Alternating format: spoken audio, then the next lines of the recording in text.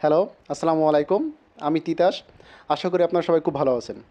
আমার হাতে একটা পাখি দেখছেন।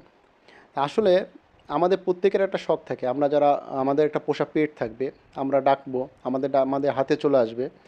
কিন্তু আমরা আসলে অনেকেই জানি না একটা পাখিকে কীভাবে পোষ মানাতে হয়। যদিও প্রত্যেকেরই আলাদা, আলাদা একটা ওয়ে আছে। তা আমি একটু চেষ্টা করব আমি কীভাবে আসলে পোষ মানানোর চেষ্টা করি। আমার হাতে যে পাখিটা দেখছেন, এই পাখিটার বয়স অ্যাকচুয়ালি এই মুহূর্তে 30 থেকে 35 ডে হবে। এই পাখিটা আমি ওর মা-বাবা থেকে আলাদা করছি ২ দিন আগে। মা-বাবা থেকে আলাদা করে আমি ছোট্ট একটা খাঁচায় রাখছি। ওইখান থেকে আমি আজকে বের করলাম। আপনারা দেখতেছেন আমার হাতে যে পাখিটা আছে খুব সুন্দরভাবে আমার হাতে চলে আসছে। আমরা অনেক সময় কী করি? জোর করে ধরার চেষ্টা করি। কিন্তু একে চেষ্টা করতে হবে খুব সুন্দর ওয়েতে ওর কাছে যেতে হবে। আস্তে আমরা হাতটা বাড়ায় দিলাম।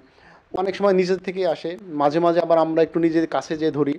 কিন্তু এমনভাবে ধরতে হবে যাতে ও ব্যথা না পায়। ও আপনাকে যেন ভয় না পায়। তা আমার কাছে মনে হচ্ছে ও আমাকে ভয় পাচ্ছে না। দ্যাটস ওয়াই আমার হাতে সুন্দর করে বসে আছে। ১ম কাজটা হচ্ছিল সুন্দর একটা নাম সিলেক্ট করতে হবে। ওর নাম হচ্ছে ক্রেজি। আমি এখন থেকে চেষ্টা করব ওকে ওই নামেই ডাকার। আমরা যখন খাবার-টাবার দেব চেষ্টা করব এটা হাতের মধ্যে দেওয়ার।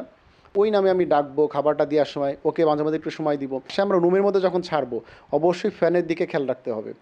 আমি রুমের মধ্যে আমি এখন ফ্যানগুলো অফ করে রাখছি। আমরা অনেক সময় ভুলে যেতে পারি। কারণ এটা খুবই সেনসিটিভ এটা। ধাপে, ধাপে চেষ্টা করব আপনাদের প্রতিদিন আপডেট দেওয়ার। তা আজকের আপডেটটা হচ্ছিল এইটা যে ওকে আমি বললাম যে আমি আজকে বের করছি। খুব সুন্দর করে ওকে ধরার চেষ্টা করছি যাতে ও ব্যথা না পায়। তো ও খুব সহজেই কিন্তু আমার হাতে চলে আসছে। তো আমি এর পরবর্তী ধাপগুলো আস্তে, আস্তে আপনাদের জানাই দিব। সবাইকে ধন্যবাদ।